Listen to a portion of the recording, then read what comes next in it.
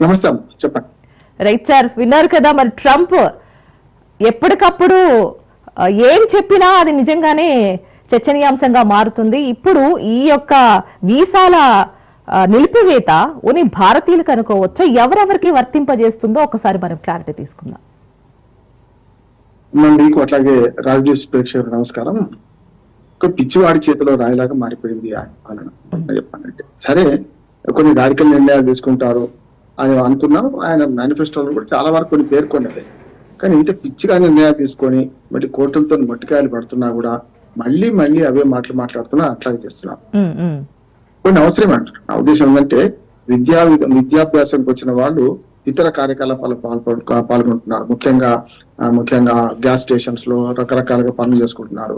వాళ్ళు హామీ ఏ రకంగా విద్యాభ్యాసం కోసం వస్తున్నా ఇతర పనులు చేసుకోమని హామీ ఇచ్చి సంతకాలు పెట్టి వచ్చిన వాళ్ళు వేరే పనులు చేసుకుంటున్నారు అని ఆరోపణ నిజమే. నా ఉద్దేశం అంటే అమెరికా ఫస్ట్ అని చెప్పి ఆయన నినాదం పెట్టుకొని వచ్చిండు. అమెరికా వాళ్ళకి పనులు దొరకడం లేదు, బయట వాళ్ళు పనులు చేస్తున్నారు అనేది మాట్లాడుతున్నారు. కానీ గతంలో ప్రతిపక్షాలు విమర్శించినాయి కదా, ఆయన ఇంట్లోనే మనకు ఏది ఇల్లీగల్ ఇమిగ్రెంట్స్ వరకు చెప్పి విద్యా కోసం వచ్చిన వాళ్ళు పనులు చేస్తున్నారండి. ఇవాళ నాకు ఆయన పిచ్చి విషయం ఇంకోటి అర్థం కావడం ఏంటంటే, హమాస్ మీద అక్కసు వెళ్ళగక్కిందంటే లెక్క. కానీ హార్వర్డ్ విశ్వవిద్యాలయం మీద మేము విజయం సాధిస్తామంటే, హార్వర్డ్ విశ్వవిద్యాలయం చాలా గొప్పది, ప్రపంచంలో పేరెంకగానేది. ఇవాళ ప్రతి సంవత్సరం $3 బిలియన్ ఆర్థిక సహాయం ఆపేస్తా అంటుంది దానికి. చూడండి, అంటే దాదాపు $11 బిలియన్ ఆర్థిక సహాయం చేస్తున్నట్టు లెక్క. మీకు ఫీజులు ఎక్కువ వస్తున్నాయి, మీకెందుకు రాడికల్స్ ను పిచ్చోళ్ళని తయారు చేయడానికి ఆ యూనివర్సిటీలు ఉన్నవని మాట అన్నాడు. యాక్చువల్గా ఇప్పటికే కోర్టు తీర్పు వచ్చింది, ఆయన హార్వర్డ్ విశ్వవిద్యాలయంలో అడ్మిషన్లు ఆపమని, విదేశీ విద్యార్థులు చేర్చుకోవద్దనే అంశం తెరపైకి వచ్చినప్పుడు ఆయన ఇచ్చిన ఆర్డర్ చెల్లదని చెప్పి సుప్రీంకోర్టు దాకా కింది కోర్టు తీర్పు ఇచ్చింది. సుప్రీంకోర్టు దాన్ని సమర్థిస్తుంటున్నాడు. అందుకని ఆయన పిచ్చి నిర్ణయాలను కోర్టును మొట్టికాలు కొడుతున్నా ప్రతిసారి కూడా మళ్ళీ మళ్ళీ ఉటంకిస్తున్నారు అంటున్నాడు. ఇదైతే నాకు పిచ్చివాడి చేతిలో రాయి అది ఇంకా అధ్వానంగా ఉన్నది అంటున్నాడు. ఎందుకంటే హార్వర్డ్ విశ్వవిద్యాలయం మీద విజయం సాధిస్తాము అంటున్నాడు.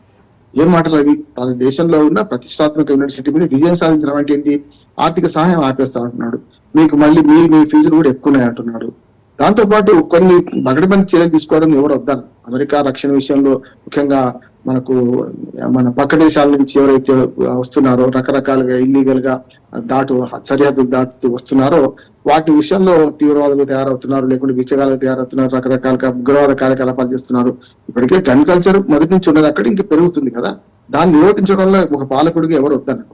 కానీ ఇవాళ మొత్తం దేశవ్యాప్తంగా ఉన్న అన్ని రాయబార కార్యాలయాల్లో ఉన్న వీసా ఇంటర్వ్యూలు రద్దు చేయడం యాక్చువల్గా ఇంకా కొంత పిచ్చిలో కూడా కొంత మంచి ఏం చేసిందంటే, ఒక మాట చెప్పుకోవాలంటే ఇప్పటికీ ఇంటర్వ్యూలు డేట్ ఫిక్స్ అయ్యి షెడ్యూల్ ఖరారైన ఇంటర్వ్యూలు ఆపలేదు.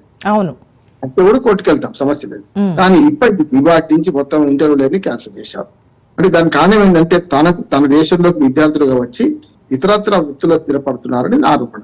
ఇతరత్ర వృత్తుల్లో స్థిరపడాలంటే ఓపీటీ మీరు అన్నారు కదా, ఆప్టికల్ ప్రాక్టీస్ ట్రైనింగ్ ఏదైతే ప్రాక్టికల్ ట్రైనింగ్ ఉందో దాన్ని ఆశ్చర్య విధిస్తా అంటున్నారు. దానివల్ల వాళ్ళ దేశానికే నష్టం అంటున్నారు. ఆయన ఎక్కిన కొమ్మని నరుకుంటున్నారు. ఎట్లా అంటే అక్కడ విద్యాభ్యాసంకి వచ్చిన వాళ్ళు అక్కడ నైపుణ్యం పెంచుకుంటే వాళ్ళకి అనుగుణంగా మనం పనిచేయగలుగుతాం కదా. వాళ్ళ నిబంధనలు లేకుంటే వాళ్ళ టైమింగ్స్ కానీ రకరకాల పనిచేయగలుగుతాం. కానీ ఆయన ఏమనుకుంటున్నాడు, మా దేశవాసులకు ఎక్కువ ఉద్యోగాలు ఇవ్వాలని వీళ్ళు నిలబడదాం అనుకుంటున్నాడు. మరి విద్య వాళ్ళు చెప్పి ఇప్పుడు మన దగ్గర నుంచి మనం ఎప్పుడు అంటుంటాం, మన విద్యా నైపుణ్యం ఇక్కడ చదువుకున్న మంచి యూనివర్సిటీలు చదువుకున్న వాళ్ళు వేరే దేశాలకు మోసుతో పోయి మన దేశ డబ్బులతో, మన ప్రజల డబ్బులతో, పన్నుల డబ్బులతో చదువుకున్న వాళ్ళు వేరే దేశాలకు వెళ్ళి అక్కడ వృత్తులు చేసుకుంటారు కదా. మన దేశాన్ని ద్రోహం చేస్తున్న మనం ఎట్లా అంటున్నామో అక్కడ అది వాళ్ళకు కూడా నిజమవుతుంది కదా. చెప్పి ఎన్ని ఫీజులు కట్టినా వాళ్ళ విశ్వవిద్యాలయం చదవడం గ్రేటే. కనుక వాళ్ళు కూడా కొంత జాతీయ వనరులు ఖర్చు పెడుతున్నారు కదా దాని మీద. ఆయన చెప్పినట్టే $3 బిలియన్ అంటే దాదాపు 25,000 కోట్ల రూపాయలు మన కరెన్సీ చెప్పాలంటే ఒక హార్వర్డ్ విశ్వవిద్యాలయం మీద ఖర్చు పెడుతున్నప్పుడు సంవత్సరానికి. మరి అవైతే డబ్బులు ప్రభుత్వాన్ని కదా, ప్రజలే కదా, అమెరికన్ పౌరులకు కట్టే పనులే కదా. వాటిని చదివించి మరి వాళ్ళు ఎలగొడదామంటే ఏమన్నట్టు వాళ్ళు మన దేశానికి మనకే నయమని. కాకపోతే ఏంటంటే అక్కడ జీతాలు, అక్కడ భత్యాలు వాటిని చూసుకుంటే మన దగ్గరికి వచ్చిన వాళ్ళ జీతాలు చాలా తక్కువ ఉన్నాయి. అంటే ఈ మధ్యన అక్కడ ఉద్యోగాలు అర్థాంతరంగా పోయి వచ్చిన వాళ్ళు చూస్తే అందులో సగం పనిచేస్తామన్నా మన దగ్గర ఉపాధి దొరకడం లేదు, అది వాస్తవం. కానీ ఇక్కడ పని చేస్తూ ఇక్కడ వాళ్ళు టైమింగ్స్ అడ్జస్ట్ చేసి పనిచేస్తున్న వాళ్ళు అక్కడికంటే తక్కువ జీతాలు అయినా కూడా కంఫర్ట్ గా బతుకుతున్నారు కదా మన దగ్గర. సాఫ్ట్వేర్ రకరకాల నైపుణ్యం గల వాళ్ళు అమెరికా టైమింగ్స్ అడ్జస్ట్ అయ్యి అర్ధరాత్రి పనిచేసినా వాళ్ళు ఇక్కడ కంఫర్ట్ గా జీవిస్తున్నారు. కనుక ఏమంటారు, పర్వతం పోయి పండుగ కొట్టుకునే వాళ్ళు మన విద్యార్థుల తల్లిదండ్రుల కళలు కూడా కొంచెం మారవుతున్నారు. అన్నవారి కళలు ఎప్పుడు ఉంటాయి. కానీ వీళ్ళు కూడా అమెరికానే ఒక మాకు ఆఖరి గోల్ లక్ష్యం అదే అనే కాకుండా మొత్తం చదువుతున్న విద్యార్థులను గమనించారన్న మీరు 10,50,000 మంది వరకు ఇప్పుడు మన దేశం నుంచి వేరే దేశాల్లో చదువుతున్న వాళ్ళు ఉన్నారు. అందులో 1/3 మాత్రమే 3,30,000 మంది మాత్రమే అమెరికాలో చదువుతున్నారు. మిగతా 6 లక్షల మంది బ్రిటన్, కెనడా, ఆస్ట్రేలియా చాలా దేశాలు చదువుకుంటున్నారు కదా, ఇతర చాలా దేశాలు చదువుకుంటున్నారు. అట్లా ఎందుకు మనం వేరే దేశాల వైపు చూడొద్దు అని ఒక మాట. మన తల్లిదండ్రులకు అంతిమంగా మాట్లాడితే యుఎస్ ఒక గోల్ పెట్టుకుంటాం, మాట్లాడితే యుఎస్. మిగతా దేశాల్లో చదివితే తక్కువగా చూస్తున్నా. వాడెక్కడ చదువుతున్నారు అని అడిగితే కెనడా అంటే అట్లనా అని ఒక రకంగా చెప్పాలంటే నీచంగా చూస్తున్నారు. కానీ 6 లక్షల మంది అంటే మొత్తం 10 లక్షల మంది చిల్లర మన విదేశాల్లో చదువుతున్న మన దేశీయ విద్యార్థులలో చాలా మంది 6 లక్షల మంది 2/3 అయితే బయట దేశాలు చదువుతున్నారు, అమెరికా కాని దేశాలు చదువుతున్నారు కదా. దాన్ని ఎందుకు గమనించారు అంటున్నారు. ఎప్పుడు అమెరికా మీద మోజు పడతామో వాళ్ళ ఆంక్షలకు మనకు తలొగ్గాల్సి వస్తుంది, మెల్లమెల్లకు మార్చాలి. కానీ ఈ ఆంక్షలు విధిస్తూ వారు చేసే పని రేపొద్దున ఎక్కిన కొమ్మని నడుకోవడం లాంటిది అమెరికాకు. రేపొద్దున నైపుణ్య అభివృద్ధిలో వాళ్ళు వెనక పడిపోతామంటారు. అంటే వాళ్ళు ఎడ్డి వాళ్ళు తెలివిన వాళ్ళు అట్లేదు. కానీ వాళ్ళ జీతాలను చూసుకుంటే మన జీతాలతో పనిచేసే వాళ్ళు ఎక్కువ మంది ఉంటే వాళ్ళకే లాభం, మనకు కాదు కదా లాభం అయ్యేది కదా. ఉద్యోగాలు తక్కువ రావచ్చు, తక్కువ ఉద్యోగాలు దొరకవచ్చు వాళ్ళకు, కానీ మన ఉద్యోగులతో చేయించుకుంటే నైపుణ్య అభివృద్ధి జరుగుతుంది. అంతేందుకు మనకు వాళ్ళ పెద్ద పెద్ద కంపెనీల సీఈఓలు మన వాళ్ళు ఉండడానికి కారణం ఏంటి? ఎక్కువ తెలివి కలవాళ్ళుగానే ముచ్చట కాకుండా వాళ్ళ జీతాల కంటే తక్కువ పనిచేస్తున్నారు మన వాళ్ళు చాలా రంగాల్లో చూసుకుంటే. అందుకని వాళ్ళు ఇప్పుడు ఆయన చేసే పని అమెరికాకు దీర్ఘకాలికంగా నష్టం వాటిల్లుతుంది. దీర్ఘకాలికంగా నష్టం వాటిల్లు తాత్కాలికంగా కూడా వాళ్ళకు ఆ పన్నుల డబ్బులు ఖర్చు పెట్టే క్రమంలో కొంత వాళ్ళు కోల్పోతారంటున్నారు. మన వాళ్ళు అక్కడ ఉంటే అక్కడ జీవన వ్యయం ఎక్కువ, మన వాళ్ళు కొంటున్నారు, మనకు ట్యాక్సెస్ వస్తాయి. మన వాళ్ళు అక్కడ జీవిస్తుంటే కూడా చాలా మంది లీగల్ గా ఇమ్మిగ్రెంట్స్ ఉన్న వాళ్ళు చాలా మంది కుటుంబాలతో సహా ఉన్నారు కదా, చాలా మంది లక్షల మంది ఉన్నారు కదా. వాళ్ళకు ఓట్ల ద్వారా వాళ్ళ ఓట్లు ఏమో కావాలి వీళ్ళకు, కానీ వాళ్ళ పనులు అవసరం లేదంటున్నారు. ఖచ్చితంగా రేపు 2024 ఎన్నికల్లో 2028 ఎన్నికల్లో ట్రంప్ కు ఎదురు దెబ్బ తాకుతుంటున్నారు. కాకపోతే మళ్ళీ ఏమంటారు, అమెరికన్ ఫస్ట్ అనే నినాదంతో ఆయన ఒక రకంగా జాతీయవాదాన్ని గతంలో హిట్లర్ యుద్ధ వాతావరణం ఎట్లా జర్మనీలు మావని అంటున్నారు, కానీ హిట్లర్ చనిపోయింది ఎక్కడ? ఆ దేశస్తులతోనే, వాళ్ళే చంపేశారు. కనుక ఇక్కడ కూడా రేపు పొద్దున రాజకీయంగా ట్రంప్ చెప్పడానికి మంచి అవకాశం ఉంది. ఒక రకంగా ఆయనగానే ఆత్మహత్య చేసుకుంటాడు. ఆత్మహత్య అంటే రాజకీయ ఆత్మహత్య అంటున్నాడు. ఎట్లా అంటే రేపు ఎట్లా 4 ఏళ్ళ తర్వాత మళ్ళీ పోటీ చేయడానికి వీల్లేదు కదా. దుర్మార్గంగా దానికి కూడా దారులు వెతుకుంటున్నారు. ఆయన వరుసగా 2 సార్లు చేస్తే నిబంధనలు ఉన్నాయి కదా, మధ్యన 4 ఏళ్ళు గ్యాప్ వచ్చింది కదా నాకు, మళ్ళీ ఒకసారి చేయొచ్చు అనే ప్రయత్నాలు కూడా చేస్తున్నాడు ఆయన. సరే, అమెరికన్ ప్రజలు తీర్పు ఎట్లా ఉంటుందో ఏం చేస్తుందో చెప్పలేం, కానీ వాళ్ళ ప్రజాస్వామ్యం గౌరవిస్తూనే మనం ఇటువంటి పిచ్చి పనులు చేయడం వల్ల మాత్రం ప్రపంచ దృష్టిలో ఒక బఫూన్ గా, ఒక జోకర్ గా మిగిలిపోతున్నారని అంటారు. ఎగ్గొట్టినా వీసా రద్దు, డ్రాప్ అవుట్ అయినా వీసా రద్దు, స్టడీ ప్రోగ్రామ్ నుంచి వెళ్ళినా వీసా రద్దు అంటూ స్టేట్మెంట్ అయితే ఇచ్చారు. ఎందుకంటే ఈ స్టేట్మెంట్ ని చూసి ఎవరైనా నిజంగానే మనకున్న హెడ్లైన్స్ ట్రంప్ టార్చర్ అనేలాగా ఫీల్ అవుతున్నారు. సో ఇక్కడ ఓన్లీ భారతీయులకి ఇస్తున్నాడా, లేదంటే విదేశీయులకి, ప్రతి విదేశీయులకి ఇది వర్తింపజేస్తుంది అంటారా? ఎవరికి వర్తింపజేస్తుంది ఇది? నాకు తెలిసి అందరికి. అంటే ఇందులో నేను ఒక చెడ్డలో మంచి చూస్తున్నాను. ఏమంటున్నారంటే చాలా మంది విద్యాభ్యాసం కోసం వెళ్ళిన వాళ్ళు అక్కడ చదువుకోకుండా కేవలం యూనివర్సిటీలో అడ్మిషన్ పొంది వేరే పనులు చేసుకుంటున్నారు బతుకు తెరువు కోసం. యాక్చువల్గా అందుకనే కదా మనకు బ్యాంక్ అకౌంట్, తల్లిదండ్రుల ఆర్థిక స్థితి అవన్నీ చూసి పంపిస్తున్నా. వీళ్ళు ఏం చేస్తున్నారంటే హైప్ క్రియేట్ చేసి, మనకు కొన్ని ఏజెన్సీస్ ఉన్నాయి, మీరు అమెరికాకు పోవాలంటే ఎట్లాంటి అక్రమ పద్ధతులు అవలంబించాలంటే ఆర్థికంగా లేకుండా ఉన్నట్టు చూపించడం, బ్యాంక్ బ్యాలెన్స్ చూపించడం, ఆ టైంకి వేస్తారు, తర్వాత తీసేస్తారు. ఇవన్నీ చాలా జిమ్మిక చేస్తున్నారు. మన వాళ్ళు కూడా అమెరికాకు పంపే ఏజెన్సీస్ కూడా చాలా పొరపాట్లు చేస్తూ తర్వాత వాళ్ళు అక్కడికి పోయిన తర్వాత పడే బాధలకు మన వాళ్ళు బలవుతున్నారు అంటున్నాను. ఏజెన్సీస్ కూడా చాలా అక్రమంగా పంపిస్తున్నారు. ఉదాహరణకు అక్కడికి వెళ్ళిన తర్వాత ఉద్యోగం చేసుకోవచ్చులే, 2వ సంవత్సరం ఫీజు మీరు కట్టాల్సిన అవసరం లేదు, మీ వాడే కట్టుకుంటాడు చెప్పి ఆంక్షలు పెట్టి పంపించారు కదా. మరి 2వ సంవత్సరం వచ్చే ఈ ఆంక్షలు విధించడం ఏమైంది? సప్పో చేసి కాదు, ఇప్పుడు ఉన్న ఆస్తుల మీ మంగళసూత్రాలను మీకు పంపిన పరిస్థితి మనం చూస్తున్నాం. పరువు కోసం మావాడు అమెరికా పోయి చదువుకుంటున్నాడు గొప్పలు చెప్పుకొని, ఇది పొరిగింటి మీనాక్షి మనం చూశారా అని ఒకటి ఉంది కదా పాటలాగా, ఇప్పుడు మావాడు అమెరికాలో చదువుతున్నాడు గొప్పలు చెప్పుకొని ఇవాళ మళ్ళీ వెనక్కి వస్తే పరువు పోతుంది కదా అనే ఉద్దేశంగా ఆయన కాడికి ఆస్తులు అమ్ముకొని కూడా ఇప్పుడు 2వ సంవత్సరం విద్యార్థుల ఫీజులు కట్టారు మొన్నటికి మనం చూస్తే ఈ సంక్షోభంలో చూస్తుంటే. కనుక అట్లా ఆశపోతూ అక్కడ పంపిన వాళ్ళకి ఏంటంటే ఒక్కడికి మాత్రం నచ్చదు. ఎందుకంటే ఎవరు ఏ పనికైతే పోయిందో ఆ పని చేయమంటున్నాడు. నిజంగా చెప్పండి, ఊరు మన క్రాస్ కొట్టడం తప్పే కదా.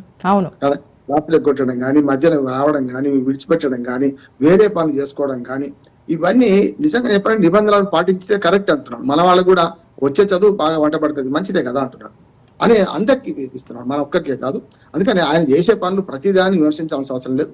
ఇవైతే నేనేమంటున్నానంటే మన వాళ్ళ క్షేమం కోసం అంటున్నాను. వాళ్ళు రాత్రి ఎగ్గొట్టకుండా మధ్యలో పరీక్షలు రాయకుండా విడిచిపెట్టిన సందర్భాలని ఇంకో సంవత్సరం ఎక్కువ ఉండొచ్చు ఈ పేరు మీద. ఒక్కోసారి ఫెయిల్ అవుతే కూడా ఇంకో సంవత్సరం ఎక్కువ ఉండొచ్చు అని కూడా కొందరు ఆశపడి ఆ సంవత్సరం అక్కడ పని చేసుకోవచ్చు కదా. అమెరికన్ డాలర్ల డ్రీమ్ ఎంత పని చేస్తుందంటే అక్రమ మార్పులను కూడా ప్రోత్సహిస్తున్నది. కనుక కొంచెం సక్రమ మార్గంలో పెట్టే పద్ధతి ఇది అనుకుంటున్నాను. కానీ హార్వర్డ్ విశ్వవిద్యాలయం లాంటి దాని మీద కూడా నేను విజయం సాధిస్తా. మీ దగ్గర విశ్వవిద్యాలయం, మీరు ఒక అధ్యక్షుడు ట్రంప్, మొత్తం 50 రాష్ట్రాలకు మొత్తం జాతీయ అధ్యక్షుడు. అటువంటి ఆయన ఒక చిన్న యూనివర్సిటీని పట్టుకోండి. చిన్న యూనివర్సిటీ అండి, ఎంత ప్రతిష్టాత్మకమైందా అన్న, చాలా యూనివర్సిటీస్ ఉన్నాయి కదా. అయితే ఒక్క మంచి పని ఏంటంటే హార్వర్డ్కి మొత్తం సహాయం చేయకుండా ఇతర యూనివర్సిటీలు కూడా సహాయం చేస్తాను, దీన్ని మళ్ళీ స్థానంటున్నాం. దానివల్ల ఒక లాభం ఏంటంటే మనందరం కూడా హార్వర్డ్ కళలు కాకుండా అక్కడ ఉన్న ఇతర యూనివర్సిటీలు కూడా మంచి చదివే చెప్తున్నాయి అని ఒక తెలుసుకోవచ్చు.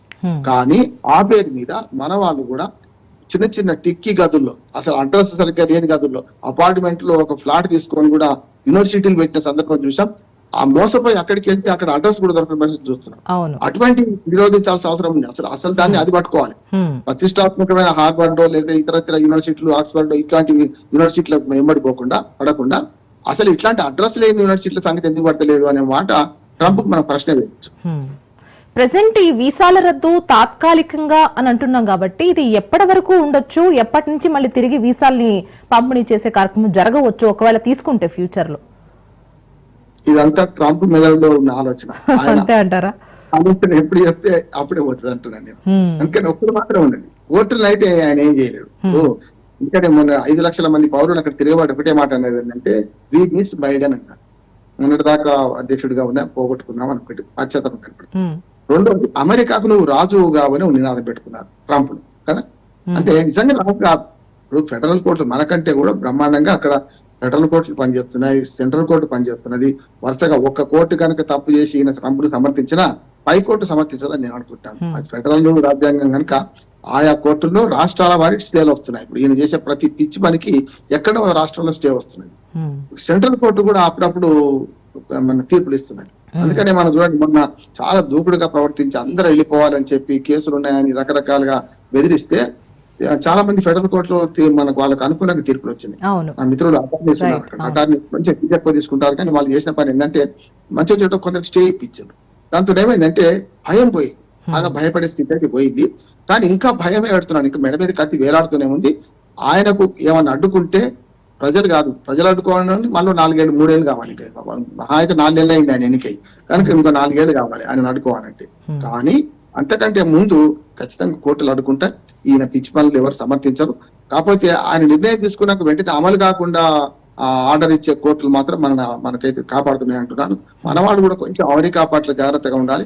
అమెరికా వలసలను కొంచెం తగ్గించుకోవాలి, ఇతర దేశాలకు వెళ్లే ప్రయత్నం చేయాలి. అప్పుడు పెద్ద సమస్య ఉండదు. నిజమే, మీరు అంటున్నట్టు అమెరికాలో లక్షలాది మంది భారతీయుల్లో ఎక్కువ శాతం మంది మన తెలుగు వారే ఎక్కువ కలగలుంటూ ఉంటారు.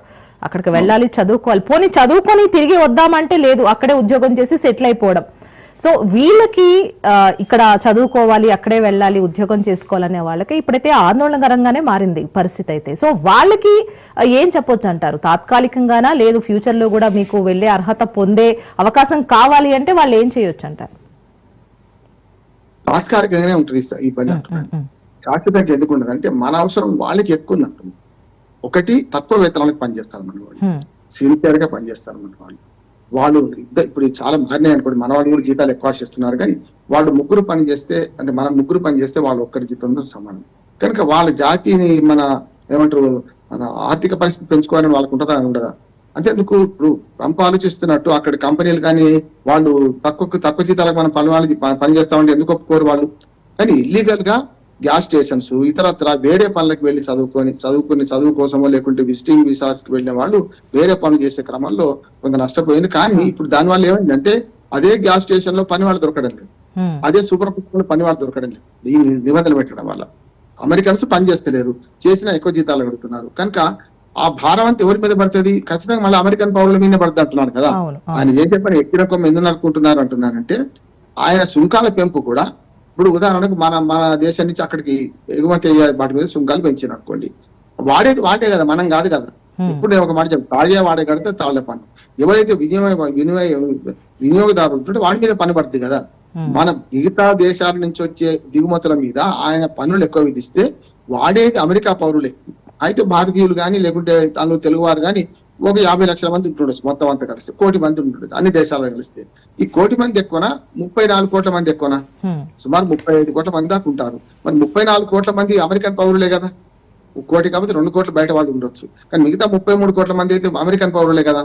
ఆయనకు అది అర్థం కావడం, ఆ లాజిక్ ఎందుకు మిస్ అవుతున్నా అర్థం అవుతలేదు. కానీ దిగుమతుల మీద సుంకాలు పెంచితే ఆ వస్తువులను వాడే క్రమంలో అమెరికా ప్రభుత్వం కట్టదు కదా పన్నులైతే. అమెరికా ప్రభుత్వానికి కంపెనీలు కడతాయి, దాని వాడకంలో.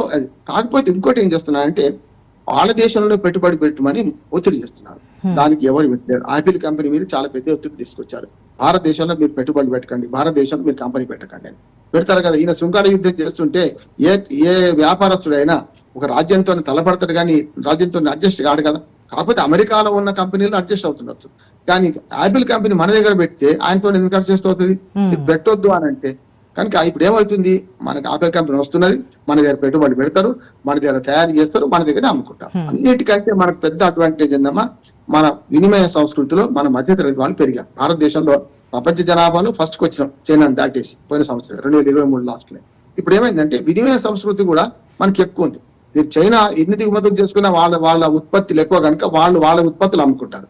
కానీ మనలాంటి దేశంలో ఇంకా అమెరికా మోజు కూడా ఉంది. 47 రోజుల్లో సినిమా వచ్చింది కమల్ హాసన్ జయప్రద మధ్యాహ్నం. సింగపూర్కి వెళ్ళి ఒక మంచి ఫారిన్ సర్కీబ్ నాకు పౌడర్ ఇవ్వంటది జయప్రద. అప్పుడు వాళ్ళు ఏమంటారంటే పాండ్స్ పౌడర్ ఇస్తారు. పాండ్స్ మా దేశం కదా అంటారు జయప్రద. మాకు సింగపూర్ కు పాండ్స్ పరాయి ప్రోడక్టే కదా, విదేశీ సరుకు అన్నారు కదా అంటారు. ఇది అట్లే మన దగ్గరకు వచ్చి వాళ్ళు ఏవైతే వస్తువులు అమ్ముకుంటుంటారో వాళ్ళకి మన విదేశీ సరుకే కావచ్చు, కానీ వాళ్ళే వచ్చి మన దగ్గర కంపెనీ పెట్టారు అనుకోండి, మన స్వదేశీ సరుకు అవుతుంది కదా. కంపెనీ ఆపిల్ కంపెనీ, కానీ సెల్ ఫోన్ ఖరీదు 50% తక్కువైంది మనం అనుభవిస్తాం. అందుకని మెల్లమెల్లగా వ్యాపారస్తులు కూడా అమెరికా బిగి కౌకుల నుంచి బయటకు పడి మనలాంటి దేశంలో ఎక్కడైతే వినియోగం అవుతో అక్కడనే పెట్టారని ఒక చిన్న సూత్రం చెప్పి ముగిస్తాను నేను. గతంలో బ్రిటిష్ మన దగ్గర అయితే ముడి సరుకు ఉందో ముడి సరుకు తీసుకెళ్లి బ్రిటన్ లో ఉత్పత్తి చేసి మళ్ళీ మన దేశంలో తీసుకొచ్చి అమ్మేవాడు. కానీ వాళ్ళ హిందుస్థాన్ లివర్స్ నుంచి మొదలుపెట్టి అనేక పెద్ద పెద్ద కంపెనీలన్నీ మన దగ్గరనే తయారు చేసి మన దగ్గర అమ్ముతున్నారు కదా.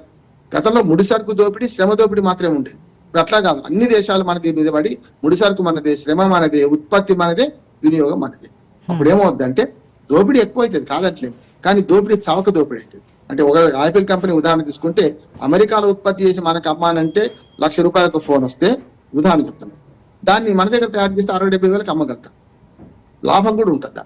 అందుకని దీన్ని నిరోధించడానికి అమెరికా ఉత్పత్తులను వాళ్ళ కంపెనీలు పెద్ద పెద్ద కంపెనీలు మన భారతదేశంలో పెట్టుబడి పెడితే రేపు తక్కువకు చౌకకు వాళ్ళంతా మనకు ట్యాక్సులు పోతాయని భయంతోనే ట్రంప్ వాళ్ళ మీద ఆంక్షలు విధిస్తున్నాడు. ఆంక్షలు ఎంతకాలం ఉండదు, పిల్లిని గదిలేసి కొడితే ఎన్నో రోజులు లాగదు, పిల్లి తిరగబడుతుంది. అట్లాగే వ్యాపార సంస్థలు కూడా అమెరికా అధ్యక్షుడి మీద తిరగబడుతున్నాయి.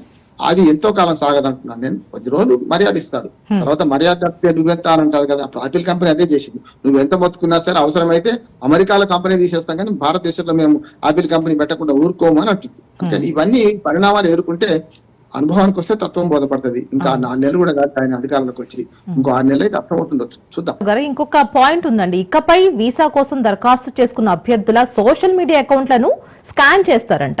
సో సోషల్ మీడియా అకౌంట్లు స్కాన్ చేస్తే దానిలో ఏమి వారు గ్రహించి ఆ వీసాల్ని రద్దు చేసే క్రమంగా జరుగుతుందంటారు? మంచిగా ఈ మధ్యన సోషల్ మీడియా అకౌంట్లు తనిఖీ చేస్తే మంచి వానికైతే సమస్య రాదు కదా, ఎవరైతే సిన్సియర్గా ఉంటారో వాళ్ళకి సమస్య రాదు. కానీ సోషల్ మీడియాలో ఉగ్రవాదంతో సంబంధాలు బయటపడతాయి.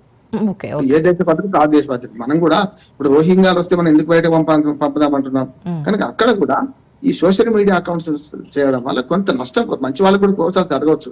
ఎవరైనా ఒక ఫోన్ నెంబర్ దొరికింది అనుకోండి, జరిగింది మొన్నటిదాకా అది జరిగింది, ఎవరైనా ఉగ్రవాదికి సంబంధించిన ఫోన్ నెంబర్ దొరికింది అనుకోండి, ఎవరైనా మనం మామూలుగా తెలియక క్లిక్ చేసాం అనుకోండి, వాళ్ళ భవిష్యత్తు నాశనం అయ్యే ప్రమాదం ఉంది. కనుక దాని జాగ్రత్త, కత్తితో కూరగాయలు పోయొచ్చు, మెడకాయలు పోయొచ్చు. ఈ నిబంధనల పేరు మీద మనం ఏం చేస్తున్నామని ట్రంప్ ఆలోచన చేయాలి.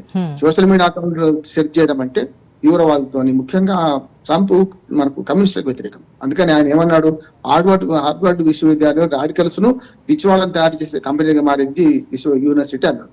ఇక్కడ కూడా అంతే. ఏదైతే మన సోషల్ మీడియాలో ఎవరైతే విదేశీయులతో సంబంధాలు ఉన్నారో, ఎవరైతే కొంచెం ఉగ్రవాద దేశాల అకౌంట్లు ఉన్నాయో, లేకపోతే వాళ్ళే పిచ్చి మన అనవసర విషయాలు ప్రచారం చేస్తున్నారో, అటువంటి వాళ్ళని అరికడదామనే మంచి ఉద్దేశమే. కానీ ఒక్కోసారి మంచి వాళ్ళకి నష్టం కాకుండా ఆ బ్యాలెన్స్ మెయింటైన్ చేస్తే మంచిది అంటున్నాను. సోషల్ మీడియా అకౌంట్లు చేయడం కూడా మంచిది అంటారు. చాలా వరకు సోషల్ మీడియా ద్వారా తీవ్రవాదులు చూస్తున్నాం కదా. మన భారతదేశంలో మన పహల్గాం సంఘటన తర్వాత మనకు డైరెక్ట్ వాట్సాప్ కాల్ ద్వారా అమెరికా మన పాకిస్తాన్ తో కూడా సంబంధాలు పెట్టుకునే సందర్భాలు చూస్తున్నాం కదా మనం తీవ్రవాదంతో. కనుక ఒక టెక్నాలజీ మంచికి మనకు వస్తుంది, చెడుకు మనకు వస్తుంది. ఎప్పుడు చెప్తున్నారు, కత్తితో కూరగాయలు కోయొచ్చు, మిడకాయలు కోయొచ్చు. కోసేవాడి తప్పు, ఆ కత్తి తప్పు కాదు. ఇక్కడ ఆ ఇన్స్ట్రుమెంట్ ను వాడుకునే తీరు ఎట్లా ఉందని పరిశీలిస్తే మంచిదే. దాన్ని కొంచెం అమాయకులు నష్టపోకుండా, ఎవరైతే మనకు మంచివాడు నష్టపోకుండా ఆ చెక్స్ అండ్ బ్యాలెన్సెస్ ఉంటే మాత్రం ఆ నిబంధన, సోషల్ మీడియాను కట్టడి చేసే నిబంధన, లేకుంటే వాళ్ళ అకౌంట్స్ చెక్ చేసే నిబంధన మనకే మంచిదా. అవును. సో ప్రెసెంట్ ఈ వీసా రద్దు స్టేట్మెంట్స్ ప్రతి భారతీయుల్లో, అందులో తెలుగు వాళ్ళల్లో ఆందోళన కలిగించే విధంగానే ఉన్నాయి. సో వాళ్ళకి సందేశం ఇచ్చేలా కంక్లూజన్ ఎలా ఇస్తారు? గతంలో శోభనబాబు హీరోగా సినిమా వచ్చింది కన్నవారి కళలు. నేనేమంటున్నా, అమెరికా కన్నవారి కళలు అంటున్నాను. అంటే కన్నవారి కళలు అమెరికా వైపు చూస్తున్నాయి.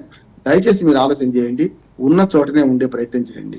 మన వాళ్ళు అక్కడికి పంపించిందనుక, అంటే నేను అందరి ద్రాక్ష పండు పొలాలు అంటలేడు.